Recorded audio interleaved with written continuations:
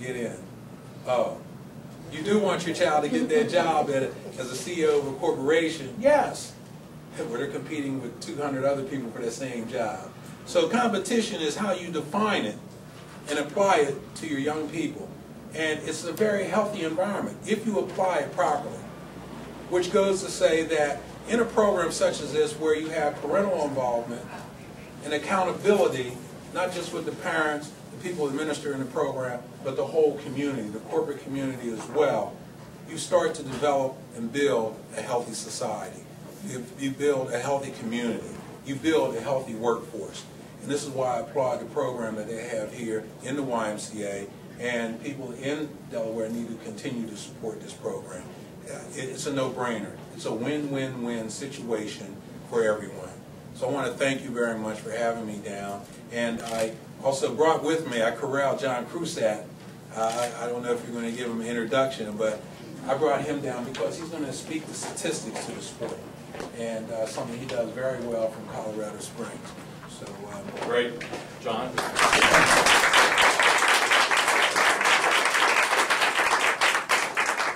I want to say first that I've been a swimmer all my life, and in Chicago, where I originally learned and developed my skill, I had my own Jim Ellis there in Chicago, and we just need to clone him to ensure that every major metro center where children are drowning routinely have an opportunity to learn to swim. I don't think anybody can deny that we're in a time of unprecedented change as a nation, and that's kind of reverberated all the way into the ivory halls of the Olympic Training Center, where I live and work for USA Swimming. As a national governing body of the sport, Chuck Welligus, our executive director, has crafted this amazing vision of making our sport more inclusive. As most of you know, for most of its existence, the sport has been largely homogenous, and I think Jim coined it well when he said a country club sport. But what most didn't know in that environment is that there's always been swimming in communities of color in varying degrees. I was one of those people. My father was one of those people.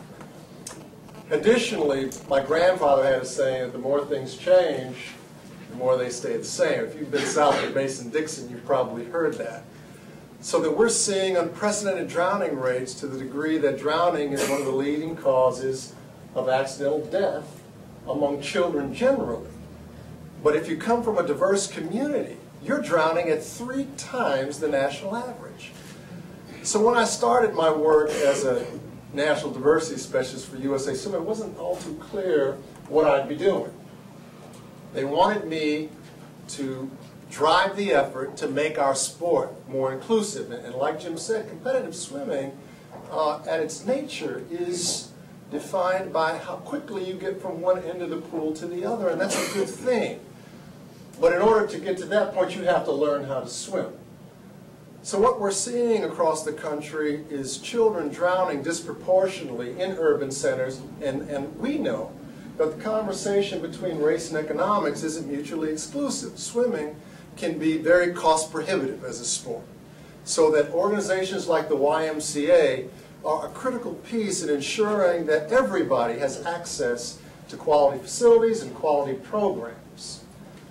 Well, this research study that we did indicated that 60%, 6 out of 10 children of color, whether you're African American, Hispanic, Native American, multicultural, 6 out of 10 of them do not have the very basic water safety skills. They cannot swim.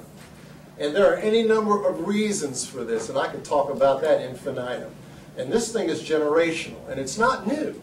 Children have been drowning at almost 3 times the national rate for generations, but it's just been off the radar for whatever reason.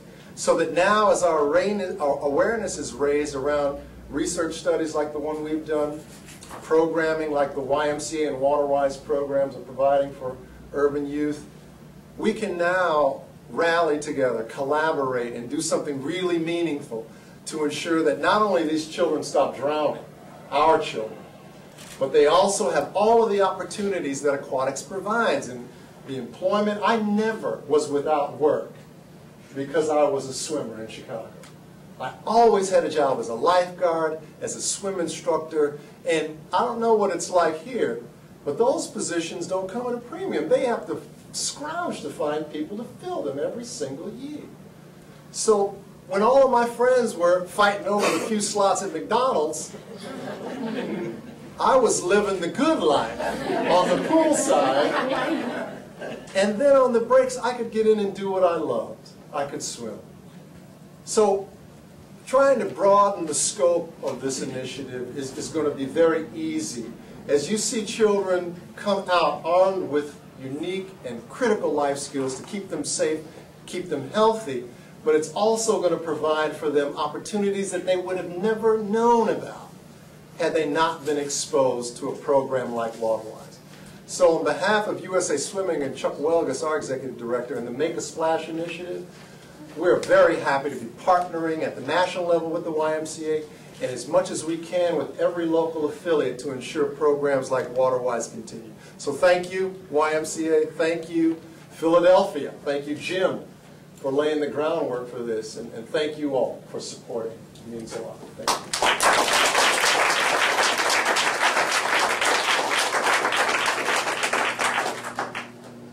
The hardest job in the YMCA is being the aquatic director, and a big piece of why that's hard. Now, other staff, I know you're working hard, doing good stuff, but you all know that when that guard doesn't show up at 5 o'clock in the morning, they first call the front desk guys that are nodding their head, and then it's the Michael Van Zants of the world. Michael, raise your hand for us.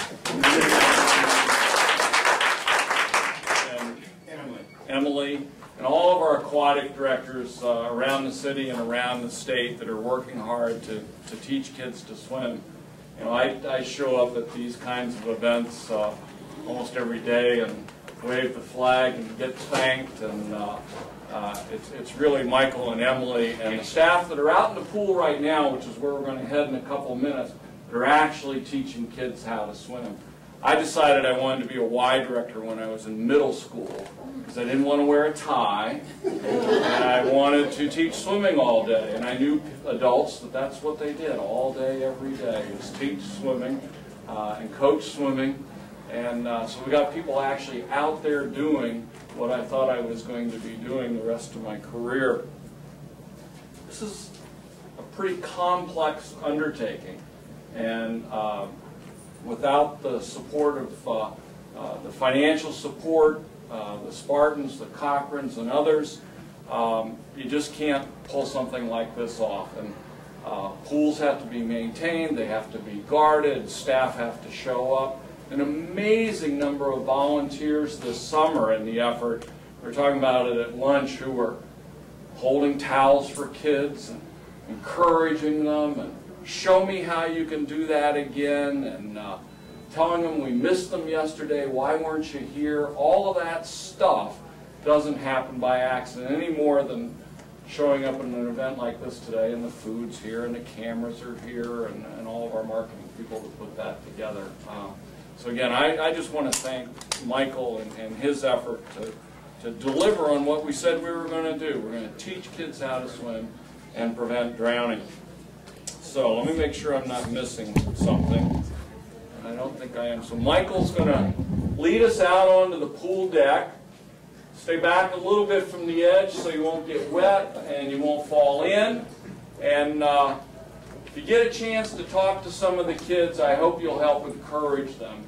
I'm getting the signal that I missed something. Oh! He's in charge. I don't think so. Come on in, guys. We've been waiting for you.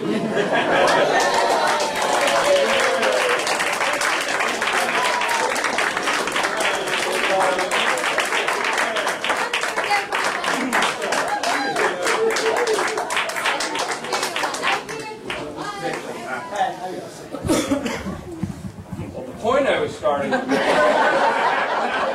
was we got to encourage these kids to do this. So if you get a chance to talk to somebody out on the deck, what did you learn? And keep it up. This is really important, and I'm proud of you. That's what pride's about. I'm proud of what you're doing. So let's go out on the pool deck.